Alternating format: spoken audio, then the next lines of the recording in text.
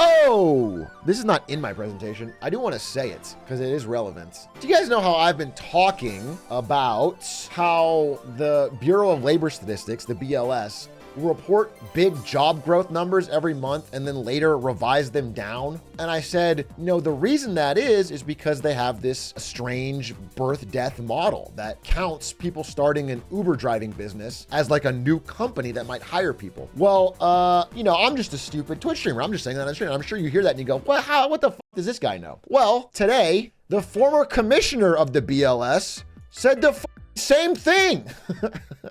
And I bookmarked and saved it because I was like, wait, what the f? Said the same thing, okay? It's all down to this stupid birth-death model drastically oversetting the number of firms in the economy. Yes! That's why we're getting these massive downward revisions. Yes! And there's another graph for you if you want one that really makes it clear. A lot of graphs. Impossible number of graphs. This is my graph tab. Oh yeah, here it is. This is people starting new businesses. Wow, shocker.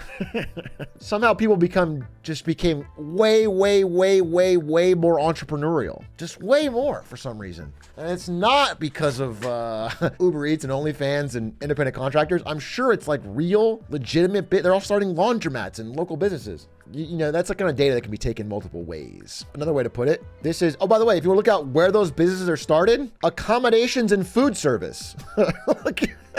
There was none started, and then a lot of them. So interesting. And yet they're all counted as new companies that are going to hire new people. Just very, very interesting. Perhaps leading to some misjudgment in the labor market. Perhaps leading to things not being as rosy as they may seem. However, I started a streaming business and I've hired at least 4 degenerate college students to edit videos about me. So maybe there is growth. I did want to mention this. I don't know too much about it yet, but it seems like GameStop is starting a new GameStop retro brand where they sell old shit at big markups. That's the idea. This is like their big plan. They're turning into like they did one of these memes. Yeah, they're selling like retro shit. I don't know. Maybe it's something. Seems like not a multi-billion-dollar business plan. You know what I'm saying? Feels like kind of a low-key knick-knack pawn shop. So it's probably not worth the $4 billion market cap that the apes have given it. But maybe I'm just dumb. Maybe they should belong up there with the tech companies. Hey, Big A, any chance you play Wars Outlaws Sabak? Probably not.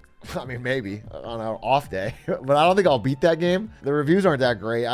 Maybe. Also, I heard, I don't know if anybody watched yesterday, I played the new Star Wars Outlaws because I like Star Wars, but there was these sections of the game, stealth sections, where you have to just creep around and there's not many good mechanics for it. And then they catch you and then it goes caught.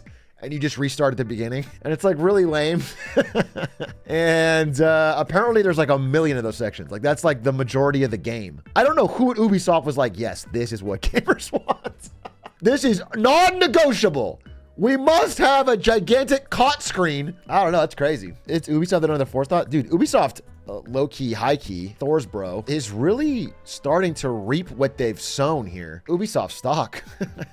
2021 riding high, really down. They're just not turning money into more money, which is what a company should do. They're spending money on games and the games aren't selling that well. Yeah, their reputation is really caught up to them, which is funny because like even a company like CD Projekt Red is bouncing back, you know? This is CDPR over the last year. Even them after the Cyberpunk launch, is it like regaining trust with people? Ubisoft is not. EA, I think, is doing pretty well. Exactly. So honestly, there could be a video on EA doing a bit of a corner turn. They're not going to stop printing money with Ultimate Team packs or anything, but like their last game, the one that Stans got hooked on, apparently didn't require so much microtransactions. It was actually pretty chill. And like they're clearly learning what they can and can't put. Like EA is like the evil person that's figuring out how to do it.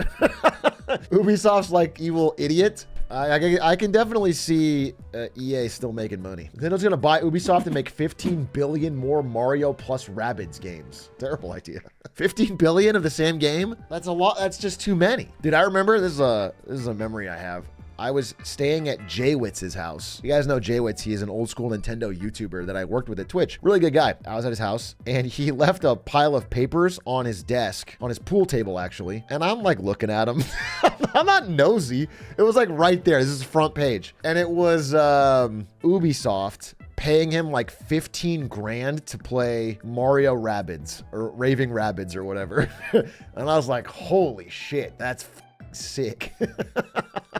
So I was like, damn, that's awesome. And then I was like, you know what? I should start streaming. I should start making content. Hey, Shrek, I recently found out my friend's dad is the director of spare parts at Boeing.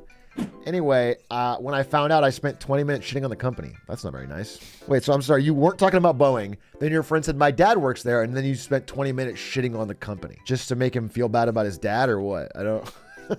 Also, director of spare parts is a crazy, they shouldn't have any. It's like when you buy an IKEA couch and you finish building it and you're like, wait, why do I have all this shit left over? I must have built it wrong. That's Boeing. They put together the plane. They're like, wait, why do we have all this extra shit?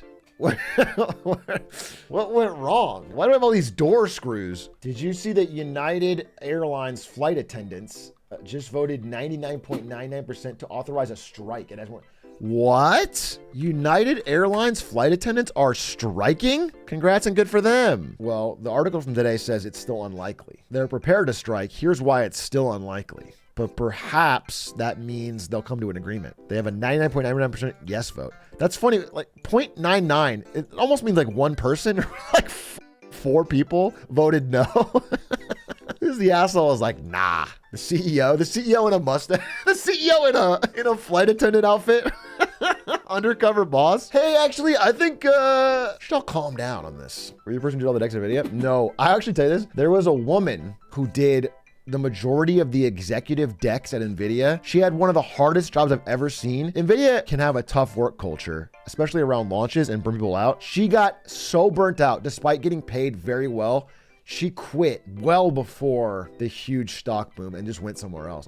That was actually one of the worst jobs of the company. I felt bad for her because executives are so demanding and the turnaround time is so quick, and she was burnt out straight up. She was a great person. I feel bad for her. What is a deck? It's like a PowerPoint presentation. You know, let's say one executive has to present to another one or to the board or the public about something. They need slides. They need everything to like line up. You know, Nvidia would have these 800 slide presentations with like details that had to be exactly right. And then they have to work with her and make it all. And yeah. Oh, this was interesting. If you look up Donald Trump assassination and Hawk Tuah on Google Trends, Hawk Tuah has had more staying power significantly. As like a presidential assassination attempt and Hawk Tuah on that thing. And Americans said, we care about the second one more. Like by a lot, by millions. That's wild to me. Oh, did you know that 76% of Nvidia employees are millionaires? This feels too I don't even know, I shouldn't have liked it. This is what I wanted to share with you. Average male friendship. And it's a little story about Donald Trump and Shinzo Abe, the formerly assassinated Prime Minister of Japan. Donald, you must move your head. Shinzo, you died, and I'd never got the chance to say goodbye. If I never see you again, I'd see you later. Space Cowboy. That's good dialogue. There's one last thing that I must do.